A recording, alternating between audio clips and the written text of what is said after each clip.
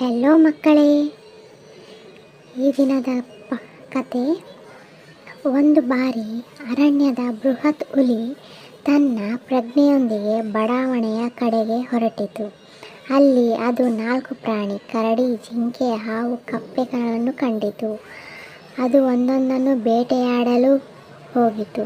ಹುಲಿ ಜಿಂಕೆ ಹಿಂದೆ ಬಿತ್ತು. ಆದರೆ ಜಿಂಕೆ ತನ್ನ ಚುರುಕುತನದಿಂದ ತಕ್ಷಣವೇ ಓಡಿ ಹೋಗಿ ಬಚ್ಚಿಟ್ಟುಕೊಂಡಿತು.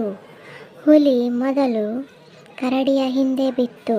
ಆದರೆ ಕರಡಿ ತಕ್ಷಣ ಮರಕ್ಕೆ ಹತ್ತಿ ಸುರಕ್ಷಿತ ತಪ್ಪಿಸಿಕೊಳ್ಳಿತು. ಹಾಗೆಯೇ ಹುಲಿ ಬಲು ಪ್ರಯತ್ನ ಮಾಡಿತು. ಆದರೆ ಹಾವು ತನ್ನ ವಿಷಕರಿಯೊಂದಿಗೆ ಹುಲಿಗೆ ಮುನ್ನವೇ ಮುಟ್ಟಿ ಅದರ ಕಾವಲುಗಳನ್ನು ತಪ್ಪಿಸಿತು. ಕೊನೆಗೆ ಹುಲಿ ಕಪ್ಪೆ ಬಳಿ ಹೋಯಿತು.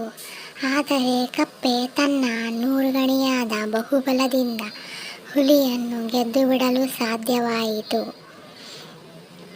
ಹುಲಿ ಎಲ್ಲ ಪ್ರಯತ್ನಗಳ ನಂತರ ಮೋಸ ಹೋಯಿತು.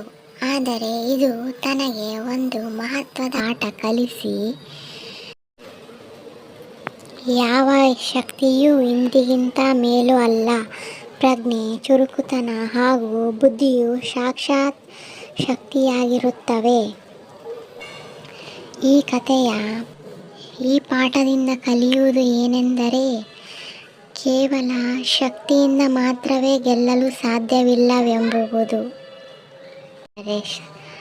ಆದರೆ ಜಾಣತನ, ಸಮಯದ ಪ್ರಜ್ಞೆ ಮತ್ತು ತಾಳ್ಮೆಯು ನಮ್ಮನ್ನು ಯಶಸ್ವಿಯಾಗಿಸಲು ಸಹಾಯ ಮಾಡುತ್ತದೆ ಎಂಬುದೇ ಈ ಪಾಠದ ಸಾರಾಂಶವಾಗಿರುತ್ತದೆ. Please subscribe for more videos.